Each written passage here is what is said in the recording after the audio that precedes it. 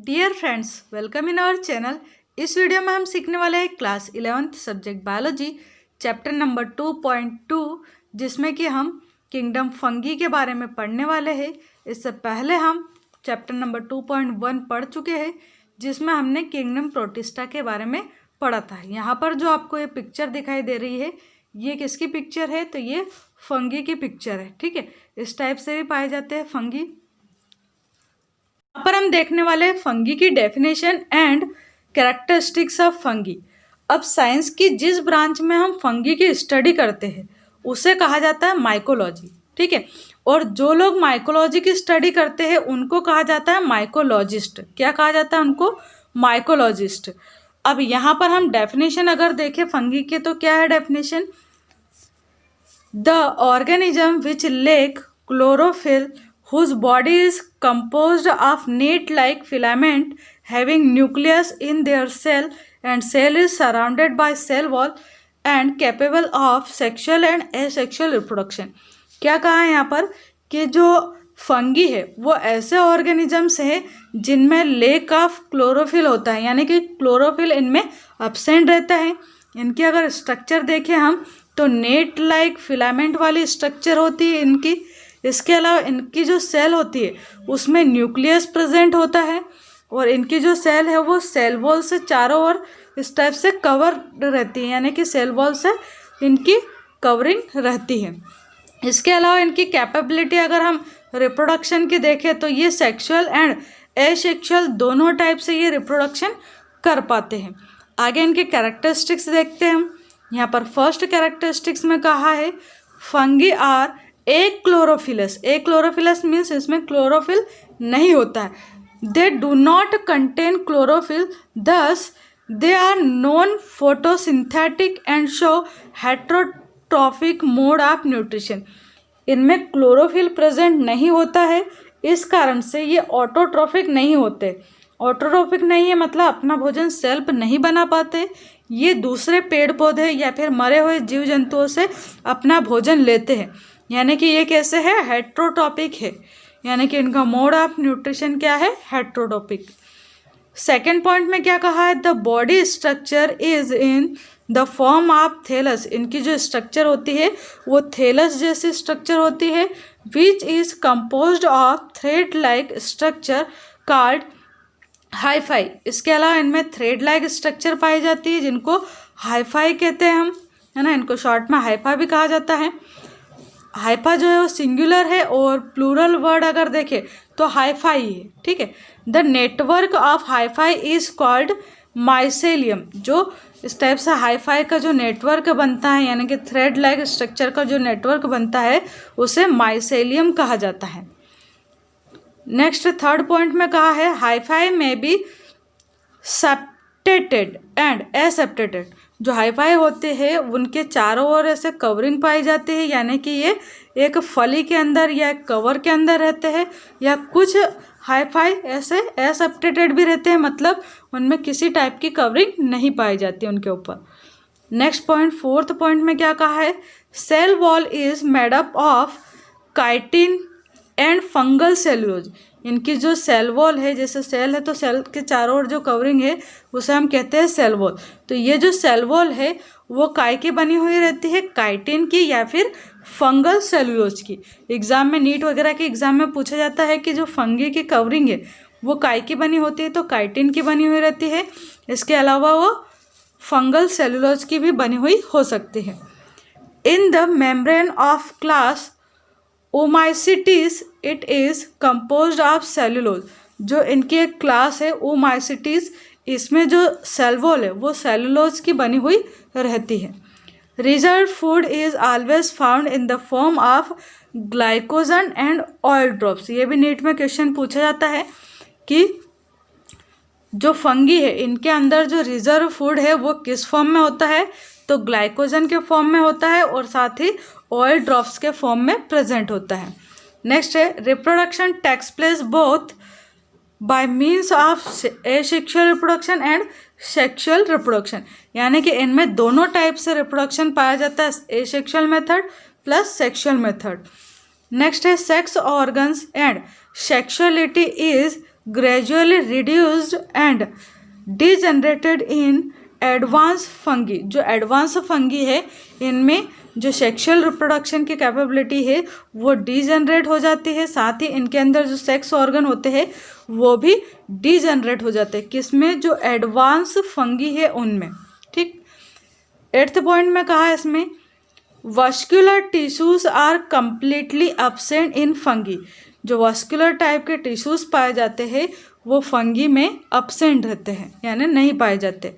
9 point में इसमें fungi are always eukaryotic in nature, यानी कि जो फंगी की सेल है ये यूकैरियोटिक होती है नेचर में, यानी कि इनकी जो सेल है वो अच्छे से डेवलप्ड होती है। इनके अंदर जो सेल ऑर्गन है जैसे गोल्जी बॉडी है, न्यूक्लियस है, एंडोप्लाज्मिक रेटिकुलम है, राइबोसोम है, ये सब सेल ऑर्गन इनमें मेम्ब्रेन के थ्रू अच्छे से कवर होते हैं और अच्छे से डेवलप होते हैं, यानी ये यूकैरियोटिक टाइप के ऑर्गेनिज्म है। 10th पॉइंट में कहा गया है इसमें सेल्स में भी यूनिन्यूक्लिएटेड, बाइन्यूक्लिएटेड और मल्टीन्यूक्लिएटेड, यानी कि यहाँ पर जो सेल होती है उसमें एक न्यूक्लियस होगा तो यूनिन्यूक्लिएटेड, 2 न्यूक्लियस होंगे तो बाइन्यूक्लिएटेड, और 2 से अधिक अगर न्यूक्लियस किसी सेल में प्रेजेंट है तो वो क्या हो जाएगी? Multinucleated cell. एग्जाम्पल इसमें बहुत सारा दे रखे हैं जिसमें से आप 3-4 नाम कोई से भी याद रख सकते हैं, जैसे एक है म्यूकोर, राइजोपस, एस्परजिलस, सेकेरोमाइसिन, पेनिसिलियम। इनमें से 2-3 नाम आप कोई से भी याद रख ले, बाकी के छोड़ सकते हैं। इसके अलावा हैबिटाट अगर देखें, यानी कि ये जो फंगी है वो कहाँ पर ग्रो कर सकते हैं, कहाँ पर रहते हैं, तो ये यहाँ पर बताया है कि ये जो फंगी है वो ऐसे लिविंग या फिर नॉन लिविंग सब्सटेंस जिनमें ऑर्गेनिक मैटर प्रेजेंट होता है वहाँ पर ये इजीली ग्रो कर पाते हैं। देखते हैं क्या कहा है यहाँ पर। The fungi grow in diverse habitats, यानी डिफरेंट टाइप के हैबिटाट में ग्रो करते हैं।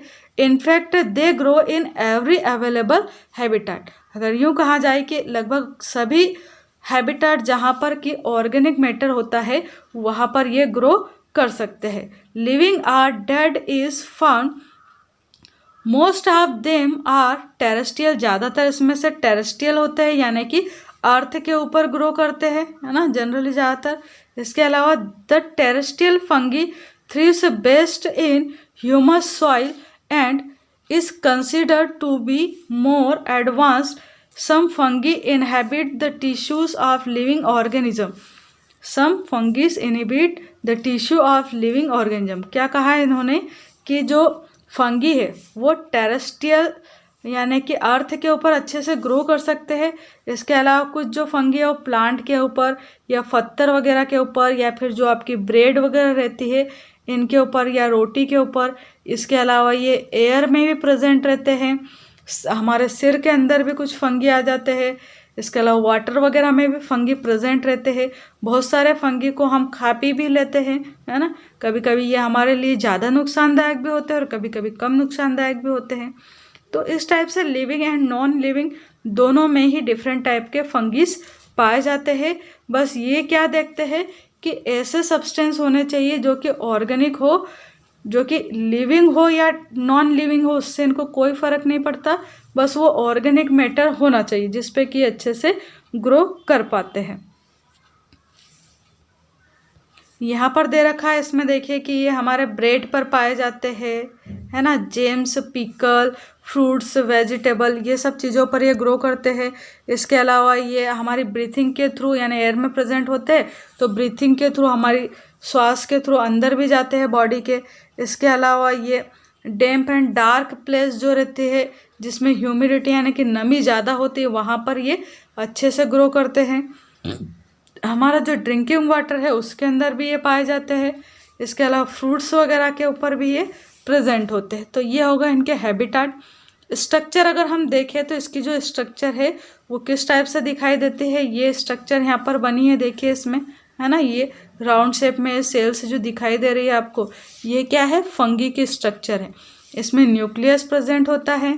इसके अलावा यहाँ पर ये ऐसे सेगमेंट्स में जो बटी हुई है इसको नाम दिया है यहाँ पर सेप्टम। इसके अलावा यहाँ पर ये जो सेल है इनके अंदर कुछ ये खाली स्थान दे रखे हैं जिसको इन्होंने वैक्यूल्स कहा हुआ है ना। तो इस टाइप की इनके स्ट्रक्चर है। इधर साइड में स्ट्रक्चर में भी बहुत सारे नाम दे रखे हैं। इसमें गोल्जी अपैरेटस बताया है, यहाँ पर ये न्यूक्लियस बताया है। फिर इसके अलावा न्यूक्लियोलस यह सेल के अंदर होता है, यानी न्यूक्लियस के अंदर न्यूक्लियोलस है ना, ये न्यूक्लियस है और इसके अंदर न्यूक्लियोलस है ये यहाँ पर, और बाहर वाला न्यूक्लियस है। इसके अलावा न्यूक्लियर पोर, यानी न्यूक्लियर के पास कुछ छोटे छोटे छिद्र होते हैं जिनसे कि अंदर का मटेरियल बाहर इजीली ट्रांसफ़र हो सके। यहाँ पर ये जो खाली स्थान है इसको बताया है कि ये क्या है, लाइसोसोम है। इसमें लिपिड के ग्रेन्यूल्स पड़े रहते हैं, ये लिपिड के ग्रेन्यूल्स है। यहाँ पर ये बताएं न्यूक्लियर रीजन है ये इतना सा। फिर है माइक्रोफाइबल सेल वॉल, माइक्रोफाइबल सेल वॉल यानी कि फाइबर लाइक स्ट्रक्चर, अंदर ग्रू जैसे स्ट्रक्चर है। इसके अलावा एंडोप्लाज्मिक रेटिकुलम प्रेजेंट है यहाँ पर, ये है ना, थ्रेड लाइक स्ट्रक्चर जो पाई जाती है ये धागे जैसी, ये क्या है, एंडोप्लाज्मिक रेटिकुलम। इसके अलावा प्लाज्मा लेमा, ये जो कवरिंग है उसको कहा है प्लाज्मा लेमा, जो कि क्या कर रहे हैं, अंदर जो लिक्विड भरा है जिसको अपन प्लाज्मा बोलते हैं उसको कवर करने का काम करता है ये प्लाज्मा लेमा। तो ये थे इस टाइप से फंगी की स्ट्रक्चर। आगे देखते हैं। यहाँ पर हम देखने वाले हैं difference between algae and fungi, यानी एल्गी और फंगी के बीच में क्या डिफरेंस है। तो जो एल्गी होते हैं इनको हिंदी में हम शैवाल बोलते हैं, है ना, एल्गी को क्या बोलते हैं, शैवाल बोलते हैं। और जो फंगी है इनको हम बोलते हैं कवक। अब दोनों में डिफरेंस क्या है वो देखते हैं। एल्गी और फंगी में फर्स्ट डिफरेंस दिया है यहाँ पर, it grow in aquatic and semi aquatic habitat.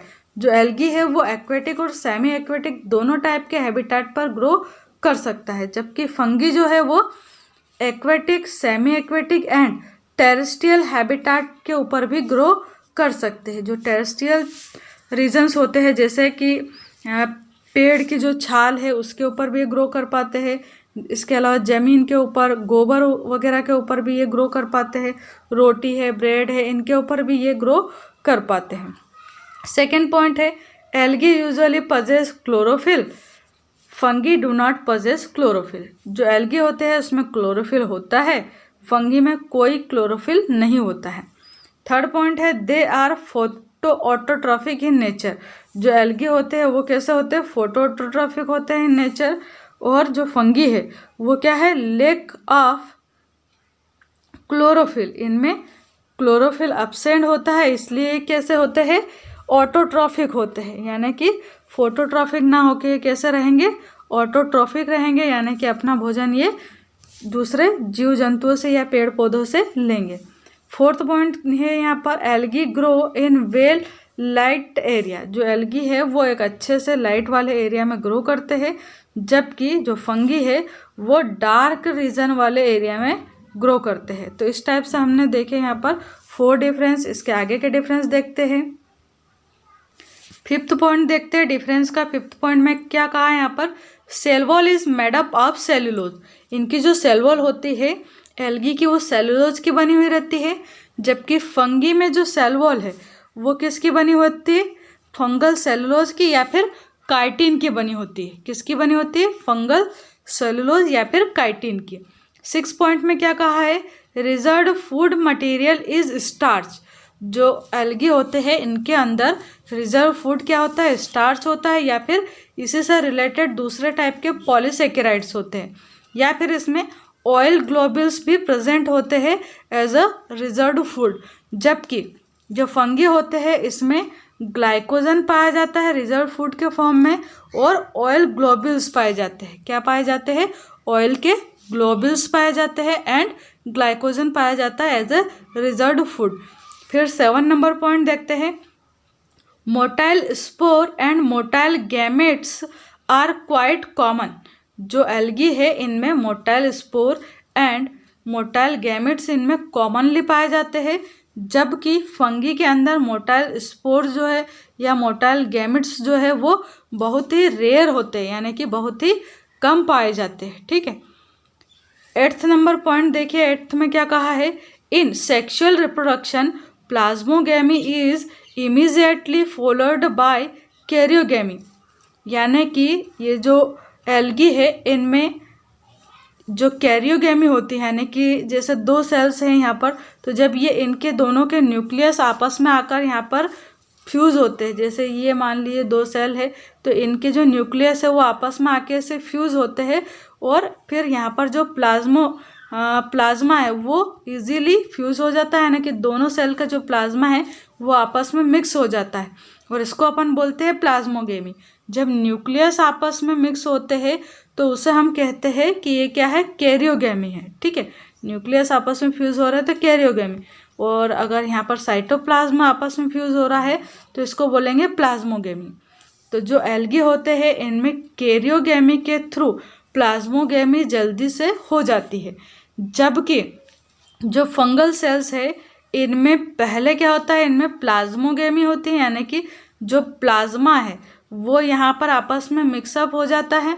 ठीक है, प्लाज्मा आपस में मिक्सअप हो जाता है, जबकि जो न्यूक्लियस है वो कुछ समय के बाद में ये दोनों एक दूसरे में फ्यूज़ होते हैं, यानी कि प्लाज्मोगेमी होने के बाद जो कैरियोगेमी है वो डिले हो जाती है, यानी कि थोड़ा लेट होती है कैरियोगेमी। तो इस टाइप से हमने देखे यहाँ पर डिफरेंस के 8 पॉइंट्स। नेक्स्ट टॉपिक देखते हैं अब। नेक्स्ट टॉपिक है हमारा लाइकेन। जो लाइकेन्स है वो किससे मिलकर बने होते हैं, तो लाइकेन्स जो है वो algae and fungi plus fungi से मिलकर ये बनते हैं। ठीक है, एल्गी जो है वो क्या करता है, फंगी के ऊपर ग्रो करता है। सपोज ये यहाँ पर मान लीजिए ये फंगी है और इसके ऊपर ग्रो कर रहा है यहाँ पर ये एल्गी। ठीक है, तो जो फंगी है ये क्या काम करता है, नीचे से जो भी मिनरल्स वगैरह है एंड वाटर है इसको एब्जॉर्ब करने का काम करता है। किसके लिए, जो एल्गी है इसके लिए। ठीक है, और एल्गी क्या काम करता है, तो जो एल्गी होता है ना ये ग्रीन पिगमेंट वाला होता है, यानी कि इसके पास क्लोरोफिल प्रेजेंट होता है। इस कारण से ये फोटोसिंथेसिस की प्रोसेस करता है और फोटोसिंथेसिस के थ्रू ये फूड का फॉर्मेशन करता है। जो फूड ये बनाता है वो अपने लिए भी रखता है और साथ में ये फंगी को भी देता है। यानी कि जो एल्गी है एंड फंगी है ये दोनों ही एक दूसरे पर डिपेंडेंट है, एक के बिना दूसरे की हम यहाँ पर कल्पना नहीं कर सकते। इसमें जब ये दोनों आपस में मिलते हैं तब बनाते हैं ये लाइकेन। ठीक है, तो इसमें जो एल्गी है वो क्या करते हैं, फोटोसिंथेसिस की प्रोसेस, एंड जो फंगी है वो क्या करते हैं, वाटर एंड मिनरल्स को नीचे से एब्जॉर्ब करते हैं। साथ में जो एल्गी होते हैं इनको ये फंगी जो है वो रहने के लिए प्लेस प्रोवाइड करते हैं, यानी कि इनको शेल्टर प्रोवाइड करने का काम भी फंगी करते हैं। ठीक है, अब आगे कहा है यहाँ पर कि जो फंगी है इनको हम माइकोबायंट कहते हैं एंड जो शैवाल होते हैं इनको हम फाइकोबायंट कहते हैं। ठीक है,